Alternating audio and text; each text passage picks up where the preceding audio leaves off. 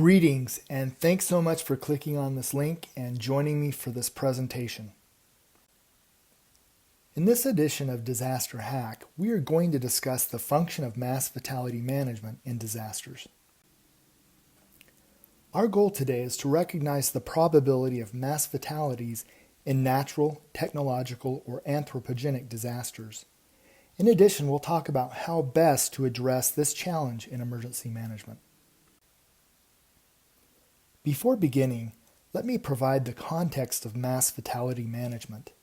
Fortunately, the number of deaths associated with disasters has been reduced over the past few decades in advanced industrial countries, but developing nations are especially prone to a large number of fatalities resulting from disasters, and all countries may experience mass fatalities when earthquakes, floods, technological events, terrorist attacks, or other events occur. Here's a list of some notable examples in recent history. Hurricane Katrina took the lives of 1,300 people. Nearly 3,000 people perished during the 9/11 terrorist attacks. And as you can see, over 200,000 people died in the Haiti earthquake, and an astounding 300,000 people may have perished during the Indian Ocean tsunami. Keep in mind that others have killed even more individuals. A cyclone killed 300,000 people in West Bengal, and floods in China have killed millions.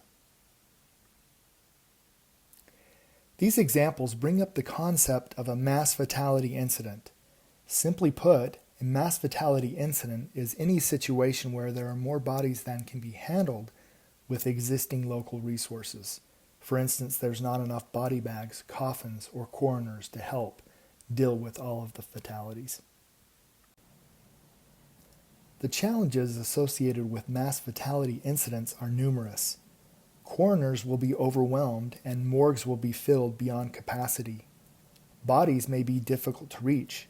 In fact, the dead remained under rubble in Haiti for months and even years after the 2010 earthquake. Remains may be moved by well-intentioned people, and this may complicate the investigation. For instance, Haitians burned bodies due to their stench and buried thousands of people in mass graves without identifying them. The bodies of the deceased may make identification impossible, or at least difficult. After 9/11, DNA analysis was needed to identify body parts of the dead. Family members may become frustrated because they don't know where their deceased relative is or when they will get the body back for burial or cremation. One of the things to be aware of is the vast number and variety of participants in mass fatality management. This may include first responders, doctors, nurses, and forensic investigators. Participants may also range from morticians, funeral home directors, and the clergy. There are even private companies that help with mass fatality management, particularly in major catastrophes.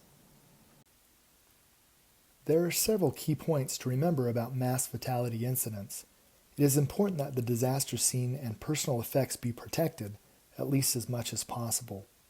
It will be critical to order body bags and coffins and ensure that enough qualified mass fatality management personnel are sent to the area as soon as possible.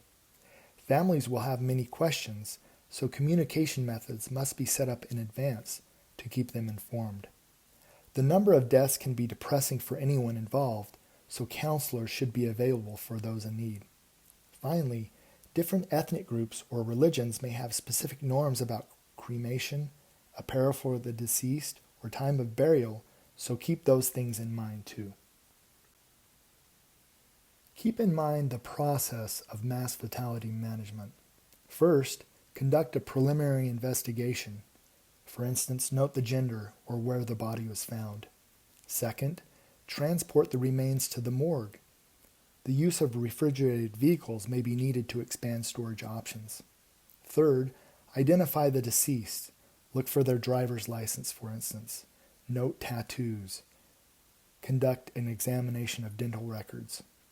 And as soon as possible, return the body to next of kin for cremation and burial. All of this will require a lot of work, and you're going to be overwhelmed. So a good idea is to request the assistance of DMORTs, a disaster mortuary response team. These DMORTs are groups of specialists that are activated in major disasters to support mass fatality operations. They can assist with things like identification, investigation, preparation of the body for final disposition, etc.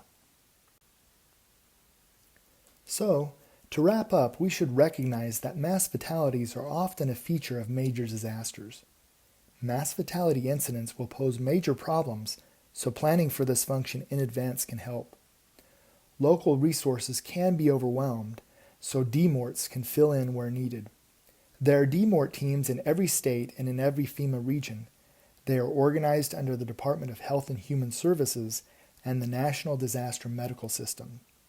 They can be activated to help you manage mass fatalities in an effective manner. If you would like further information, I would refer you to the following article in the International Journal of Mass Emergencies and Disasters. Thanks for tuning in, and best wishes.